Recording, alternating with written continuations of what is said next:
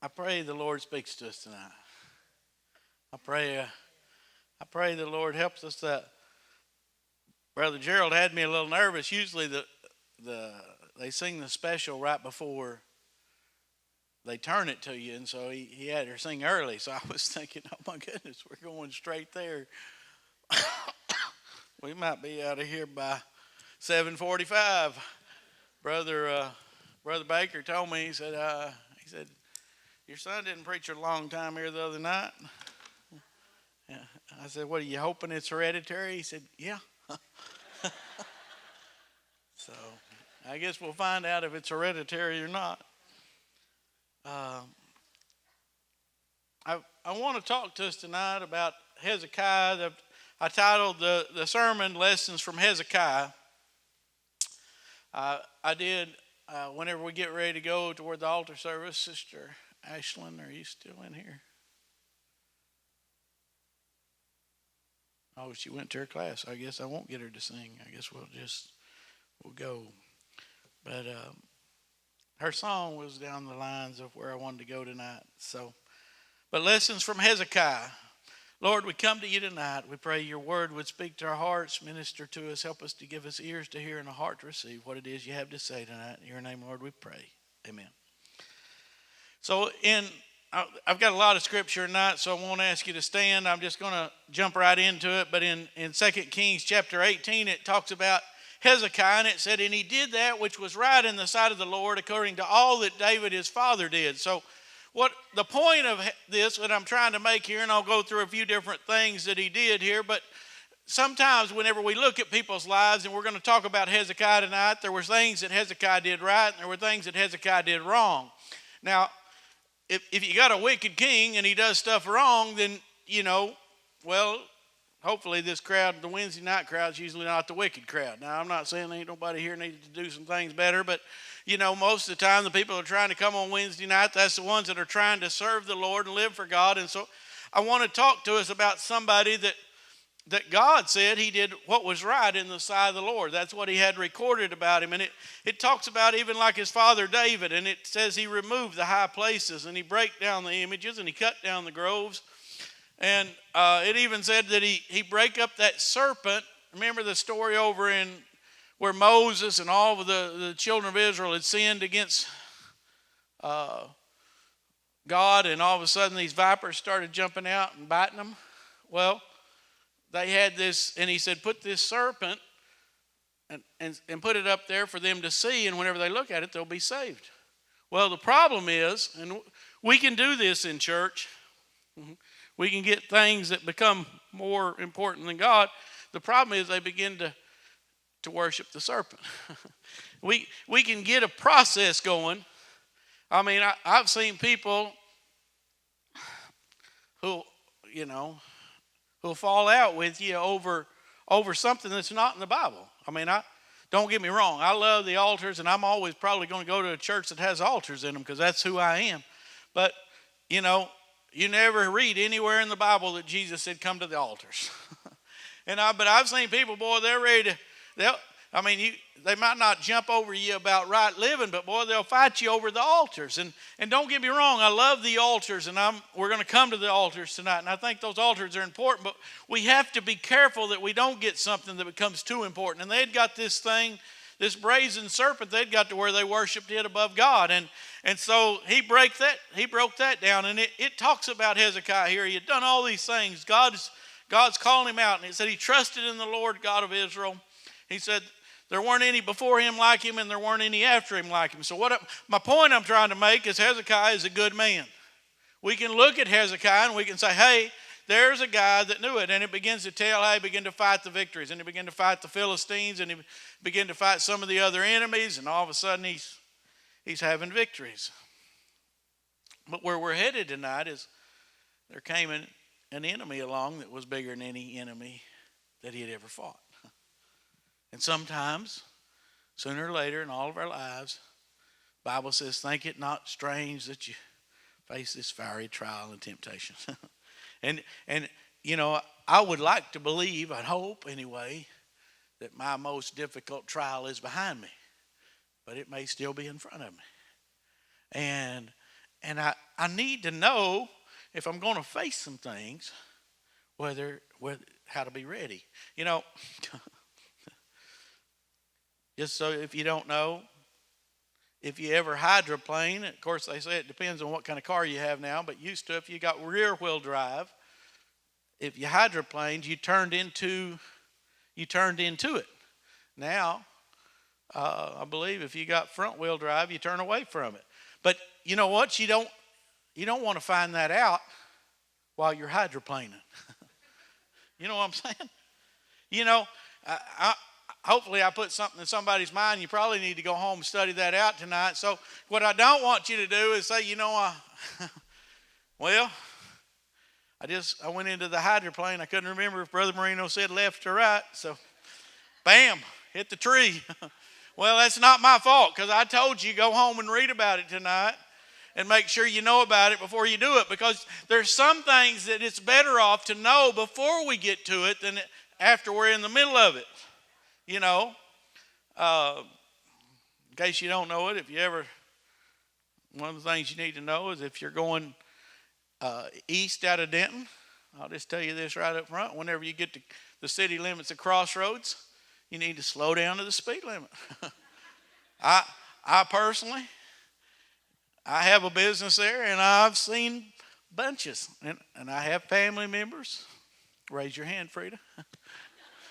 I've got people in my family. I think everybody in my family but me, and I'll probably get one tomorrow. But I'm going to tell you, they don't play out there.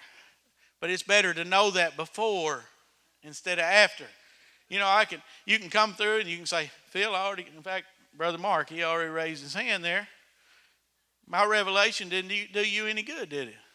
You already had your ticket. You know, I'm telling you, it's one of those things. If we get it ahead of time, that can do us some good. So I want to talk to some things about an enemy. It's a big enemy, and this enemy, Assyria, had come down, and they went over to Israel, and they encamped against Samaria, and they took Samaria. Now, that should give you concern if you're Judah, because how many tribes are there in Israel? 10 tribes. How many tribes are there in Judah? 2 tribes. And the one with 10 tribes just got taken down. And so that's something, and I'm going to tell you right now. I look around in life, and I watch other people's lives, and we should watch other people's lives. And I'm going to tell you, I've seen some pretty strong, powerful men of God and women of God that I put on a higher plane than I put myself on. And I've looked at them, and I've seen their lives, and I've seen some people go down that I didn't think would ever go down. I don't mean no disparaging, because my sister was filled with the Holy Ghost in a Jimmy Swaggart service, but I never expected Swaggart to go down, Brother Swaggart to go down. That was somebody, but you know what? The enemy found him. And what that enemy did to him, he may not do the exact same thing to me, but I can tell you the same enemy that took down Brother Swaggart, he'd love to take down every one of us here tonight, one way or another. Every one of us, he knows he's looking for that part of us so he can get the advantage on us and hurt us, and we have to be recognizing that fact.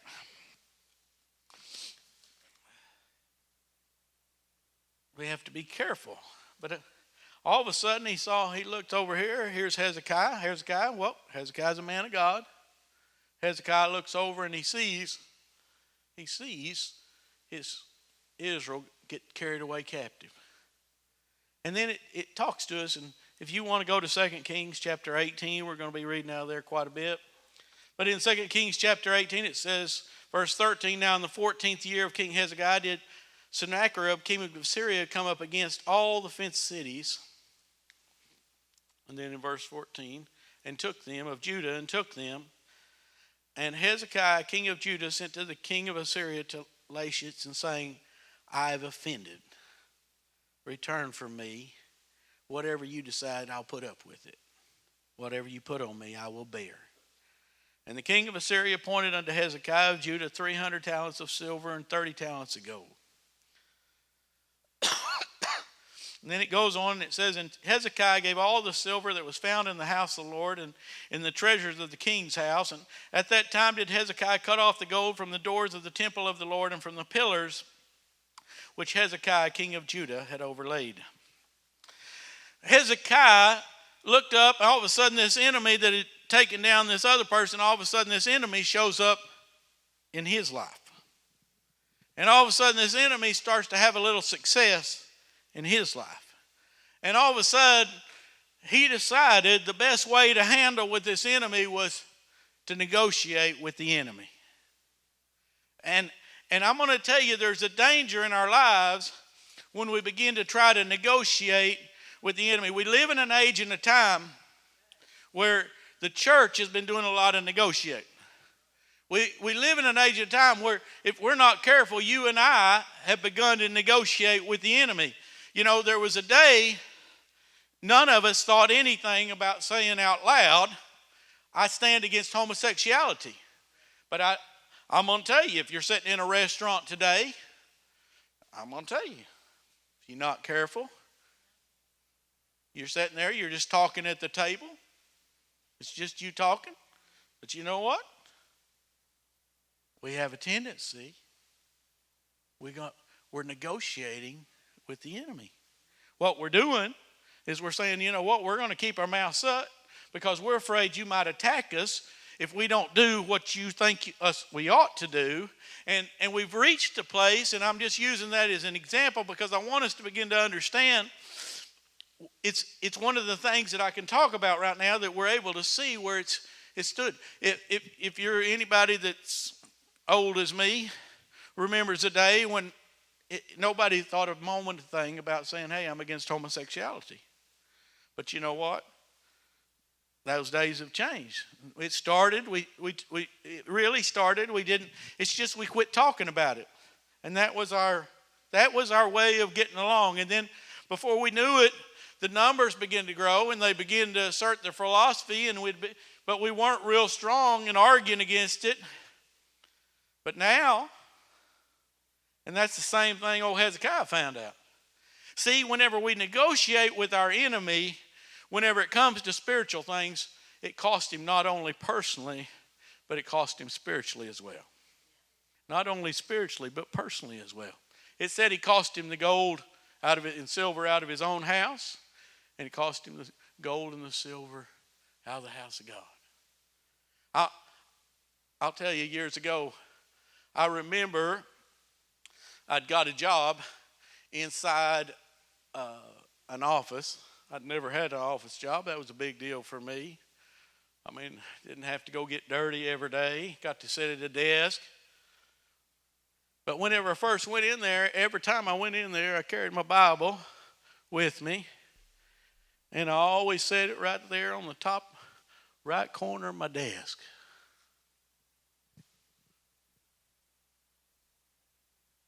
But you know, I started feeling a little pressure. I started feeling the pressure that I didn't fit in with everybody else just quite right. That I got to noticing, kind of like when I was in the 5th grade, I got to noticing in the 5th grade, nobody else had holes in their jeans but me with patches. Everybody else had jeans without any patches in them. But I started to notice now that, hey, you know, I'm the only one carrying the Bible in here. And I'll be honest with you, that's almost 25, 30 years ago, but I'm going to tell you, I decided one day, and I still remember, I believe I'll just leave that Bible in the car. See, I was beginning to negotiate with the enemy. And God's speaking to us tonight because we sometimes we're doing it, and we ain't totally being honest with ourselves. We can justify all the reasons why we did. Oh, my arms were full today and I left it out there. But then the next day it got left again, and the next day it got left again. And the problem is the enemy is not satisfied with that. If you read the rest of this story, we'll go on here in a few minutes. And what happened was the enemy took all of his gold and took all of his silver, and then you know what he did?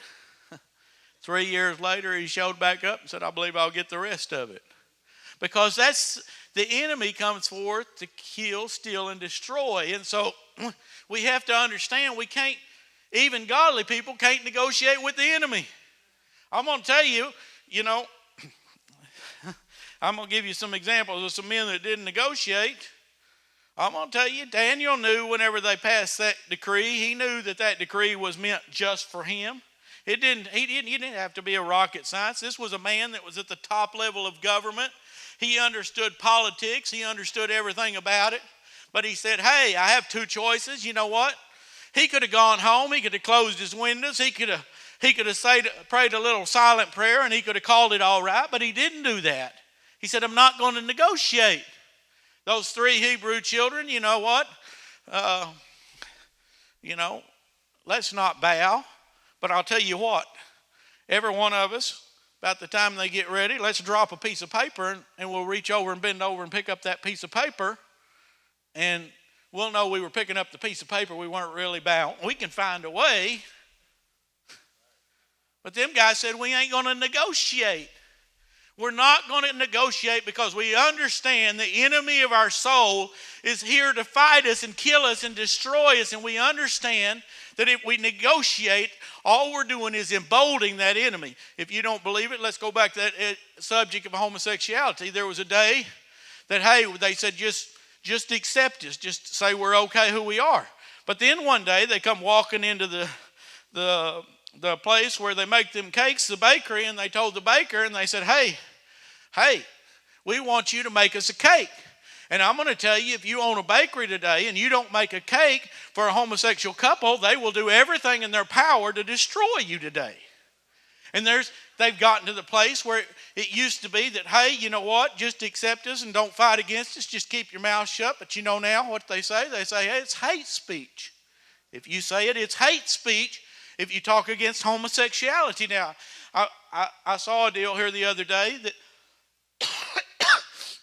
says even when it comes to the church, they're talking, one of the major Democratic candidates has said that if churches are going to stand against homosexuality, they should lose their tax exemption. You know what? Once they take away their tax exemption, that won't be enough.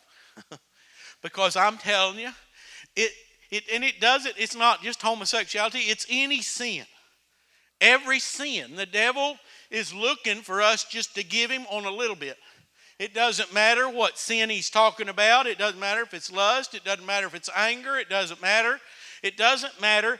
Just negotiate with me.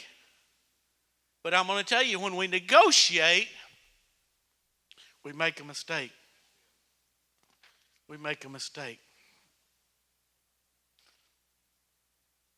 Hezekiah sent all that away. Then it said,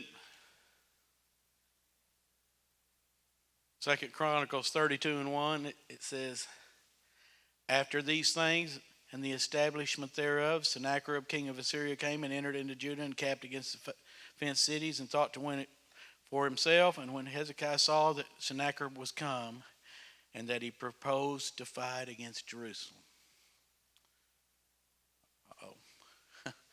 He didn't figure it out. And I'm going to tell you, I figured it out because I found myself,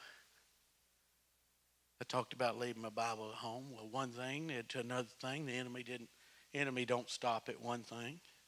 One thing led to another thing, and I'm going to tell you, but for the grace of God, I wouldn't be here today.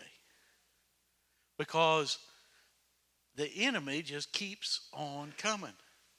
And all of a sudden he realized, hey, he took my money, but he ain't satisfied. The rumors started rolling down. You know,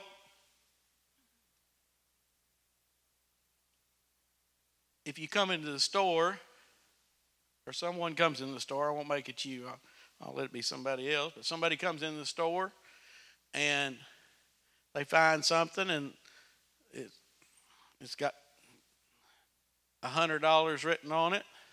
They buy it for $100. And then after they bought it, we realized, you know what? That wasn't supposed to be $100. That was supposed to be $250. Well, I'm not going to run out there to the car and take that away from them and say, you know, you can't have that. But what I'm not going to do either, if they come in here and they say next week, they come back in and say, I bought this last week for $100. I'd like to buy another one. Well, you can buy another one, but it's $250.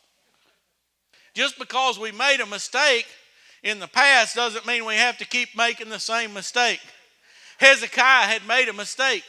Hezekiah had negotiated. Hezekiah had done something he shouldn't have done, but all of a sudden hey, I don't need to keep making the same mistake. And I'm going to tell you, if in your spiritual experience all of a sudden you realize, hey, I'm making a mistake, back up and start making the right decision.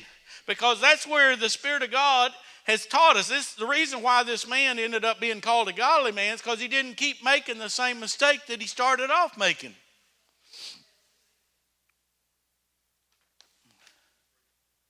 He said, it says in chapter 2 Chronicles 32:3, and he took counsel with his princes, and his men stopped up the waters of the fountains which were without the city, and they did help him. So they were gathered much people together, and they stopped up all the fountains and the brooks that ran through the midst of the land. Why should the kings of Assyria come and find much water? You know what they said? Well, if the enemy's going to come, let's start making preparation. And I'm going to tell you, there's ways to make preparation for the enemy coming. You begin to stop up the waters. I'm going to tell you, they tell you you can live for a long time without food. I probably could live longer than most of you. But they say we can't hardly live very long at all without water. They say just a few days. So what they do, they say we're going to go out there and we're going to cut off the water. Now most people know that he built a way to get water into the city. There was a spring outside the city. He built a wall outside that spring, and that water was able. And so then they went outside, and they said everywhere they could find water, they took rocks and they filled it up with rocks so they could shut off the water. Years ago, I was working on a job. I was pretty new. I'd been there for a couple years. Boss had put me in charge of taking care of a few things on the job site. I was supposedly his lead man, but we had this guy come on the job from another job, and he is older and had more experience. But we called him, every time I have to tell his name, but fortunately I don't know his last name, so I can't really hurt him too bad. But we called him Do Nothing Donnie. And I'll give you three guesses of why we called him Do Nothing. But old Do Nothing, he didn't work very hard. His helper did all the work. He'd tell his helper what to do, but he was on our job, and my job was supposed to be able to keep it all clean, and we'd go down, and whenever he'd get up to leave, after we'd taken a break, he'd always leave his food. And I'd say, hey, Donnie. And Donnie'd just keep on walking. Well, if you know me a little bit, that kind of goes against me.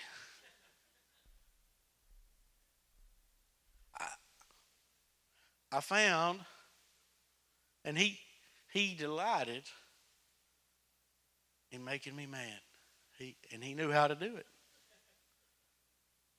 And I remember,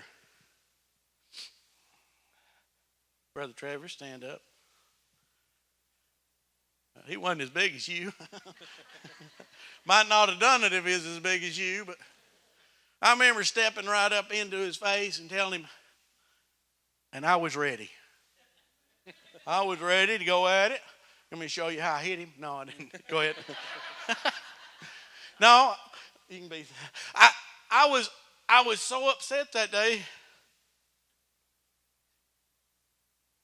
And I said, I can't do this. I love that job. I love working for that boss. But I went to him that day and I said, boss,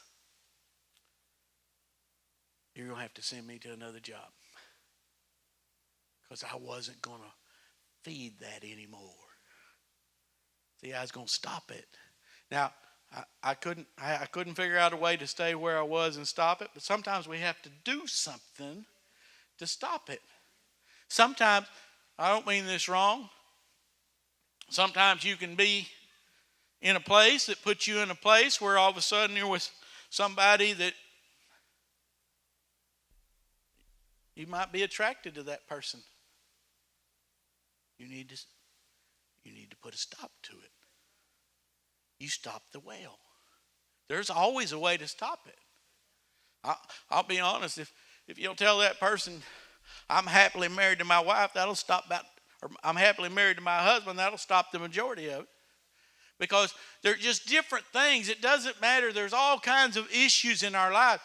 You know, we have to make sure. I remember Brother Snow telling a story about a man that had been tempted by alcohol. You know what he did? He didn't go by bars anymore. Why? Because he was stopping up the wells. He wasn't going to he wasn't going to give that thing any place to get any strength to fight against him. And then he said in the next verse, and he strengthened himself and built up all the walls that was broken and raised it up to the towers and another wall without and repaired Milo in the city of David and made darts and shields in abundance. He built a wall and then he built another wall. Well, that's good. If you don't know it, that's good. Sometimes we have to build barriers in our lives. Sometimes we have to build barriers in our lives.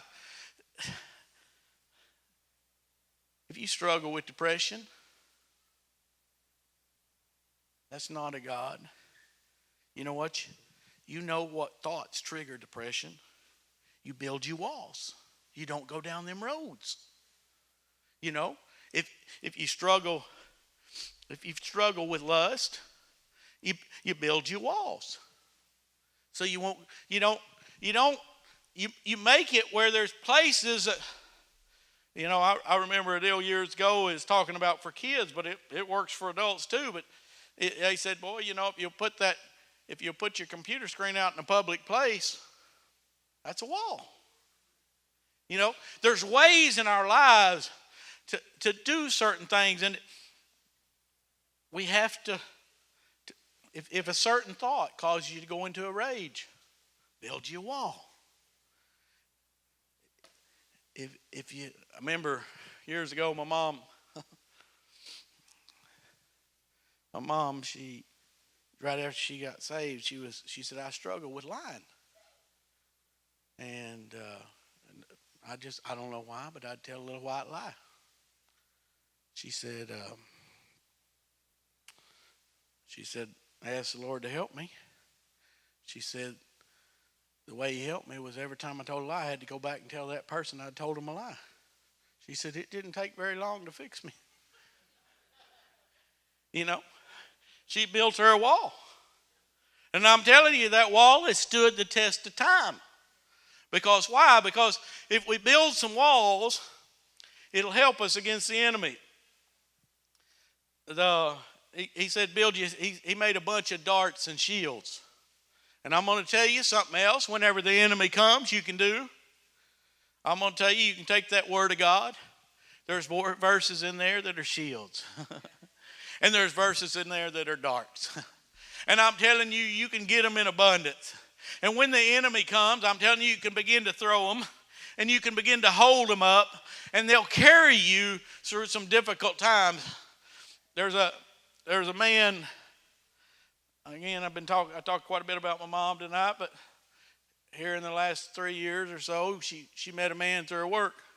That man was on the verge of committing, she got to talking to him, he was on the verge of committing suicide. She said, hold on. She had created this list of verses. And she said, you take these verses and you hold on to them. She was telling me here the other day, that man was back in her office. His life is back under control. And he pulled out his wallet and he unfolded. He still carries those verses. Why? Because they're darts and they're shields against the attacks of the enemy. If we'll get ready, we can overcome the enemy. It talks about how he began to put his trust in God. I really like this. In verse 2 Kings 19:22, whom hast thou reproached and blasphemed? Against whom hast thou exalted thy voice and lifted up thine eyes on high? Even against the Holy One of Israel. If I make the battle between me and my enemy, I lose. But if I make the battle between God and my enemy, I win. I'm going to say that again. If I make the battle between me and my enemy, I lose. But if I make the battle between God and my enemy, I win. So if the battle's between me or us and our addiction, we lose.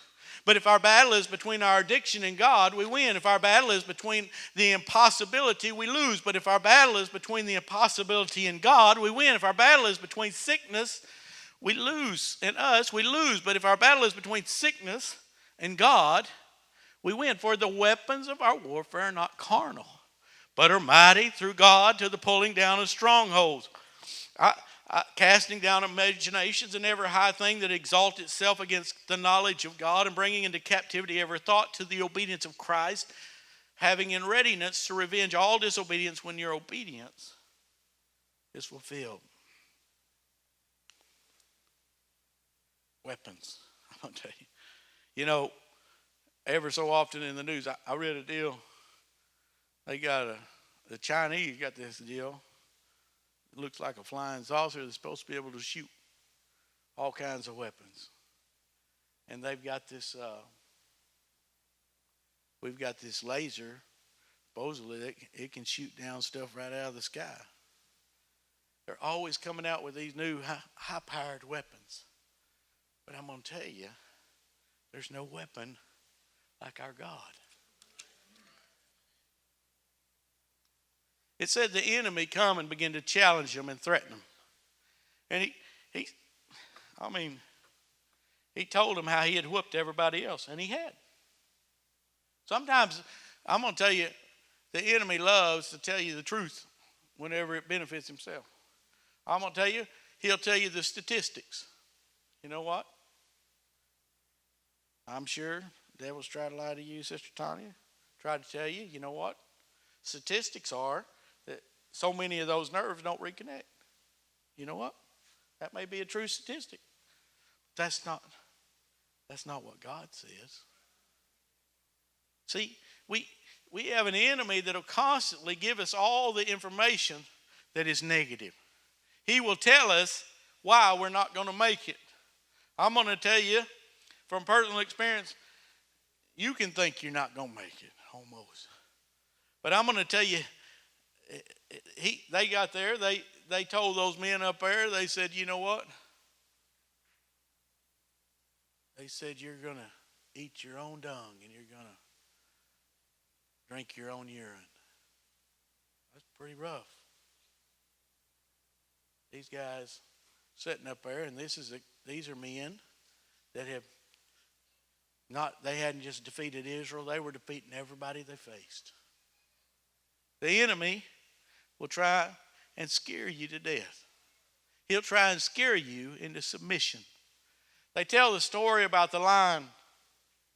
They said the female lions will go out and they'll get along all the escape routes. And they said that lion will get on the opposite side, the male lion, and he'll let out a tremendous roar. And whenever it begins to roar, everything begins to run. And as it begins to run, it runs right into the trap that's been laid for it. This enemy began to roar. And I'm going to tell you, whether it's today or whether it's down the road, you may get a prognosis that's not very good. You may be told that, hey, you know what? If you can't work on a certain time, if you can't, there will come a day if things do not change that people will be told, if you cannot sign a piece of paper saying you accept homosexuality, you will lose your job. We'll face moments. We'll face those kind of things. And we have to make up our mind. We don't need to make up our mind whenever all of a sudden we walk in and all of a sudden we're facing it right then. We need to make up our mind now. We need to prepare our minds now.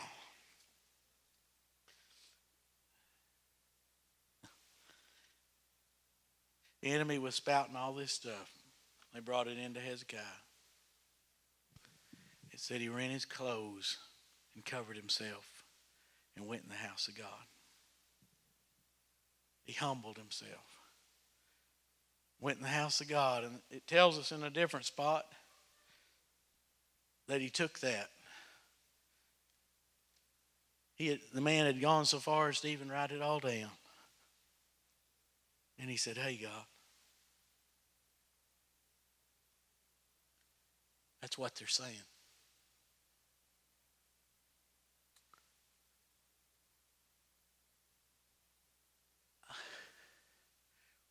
We're about to face some things, church. I love the fact we've grown up. I've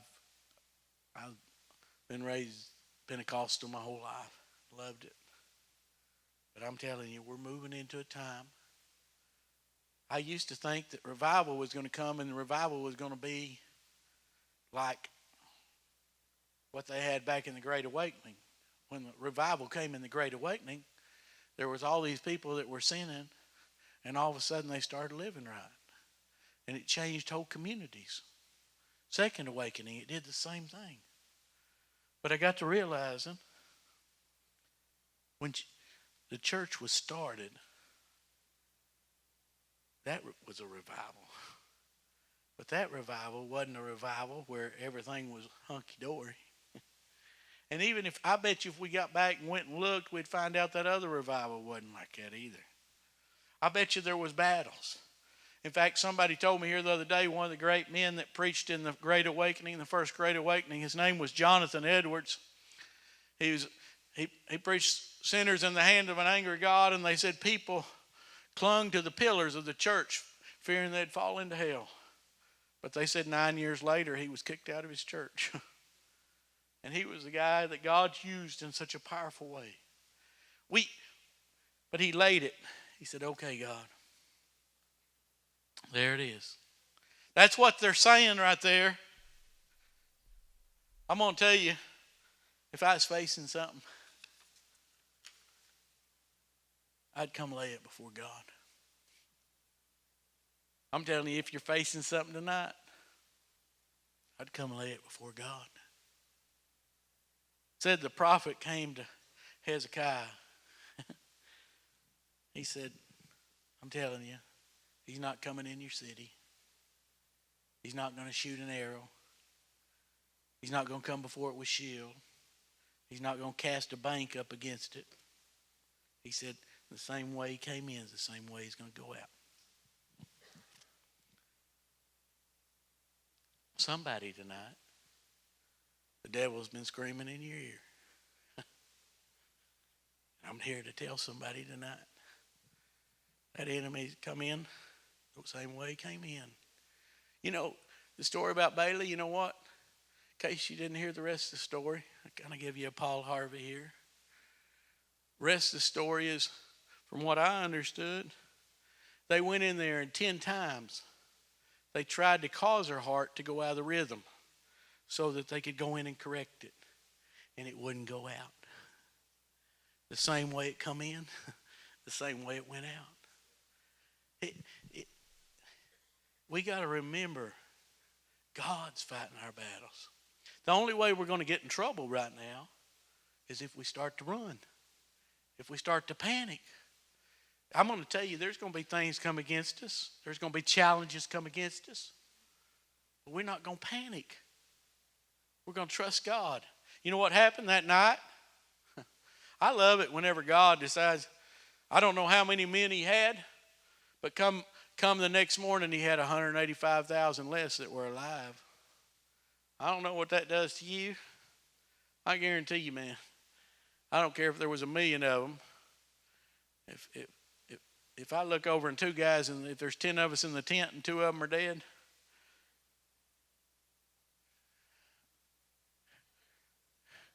boss, you need somebody to go get supplies.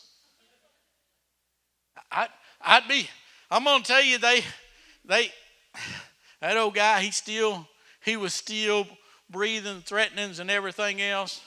He told them, he said, well, and then all of a sudden he got a rumor that there was a word that an enemy was coming to attack him. His last words to him was, I'll be back. I'll be back. But you know what? He never come back. Whenever he got home, 2 of his boys come out and took his life right there. You know what the Lord spoke to me? You know, anybody got weeds at their house, or is it just me? Get these weed come up. You know what I do? Most of the time, whenever I have a weed, I'm not talking about marijuana weed, you people. I'm telling you, this crowd right here, I've been preaching the wrong message all night long. I'm telling you, talking the kind of weed that, I'm telling you, goodness gracious. But I'm going to tell you about just an old common weed. Grows up like my thistle. You know, you can go out there and you can go cut that down with a mower. You know what happened? It come right back. And you can mow it again and it'll come right back.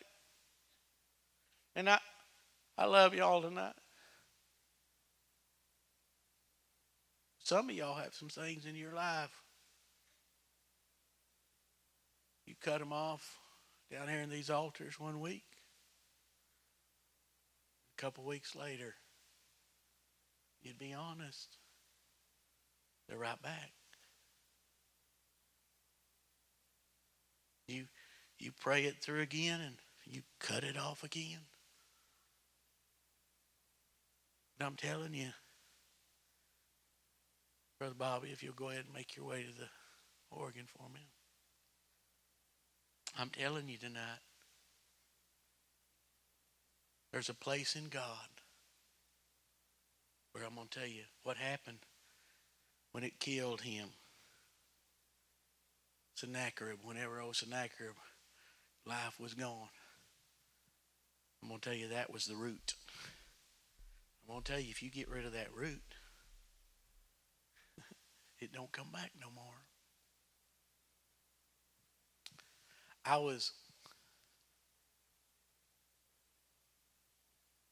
don't want y'all thinking Phil Moreino's think he's something, because he ain't nothing. There's been all through my life, seems like God just takes me from one thing to the next. He say, you see that weed over there? Yeah. Been there for a while. Yep. I've got it cut off a few times.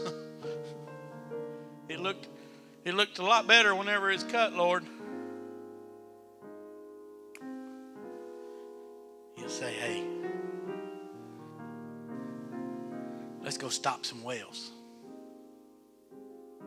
Let's go build some walls. Let's put some things in place. Most of all, he said, quit trying to do it yourself.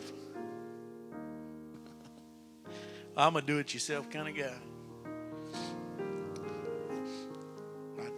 Every wall, if you ever come to the Rustic Furniture Depot, every new wall in there is built by me.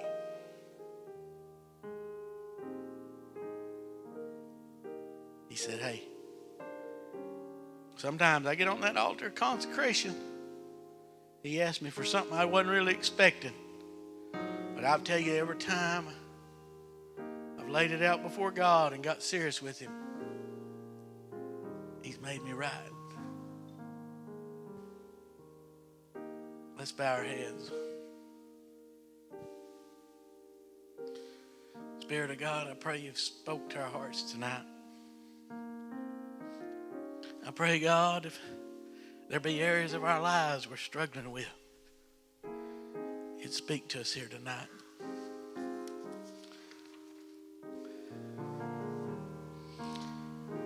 Lord, maybe the enemy's threatened. Maybe we're compromising. I don't know what the situation is. I know we'll turn it over to You, God. You'll take care of it. Everybody that would, if you'd come in these altars tonight.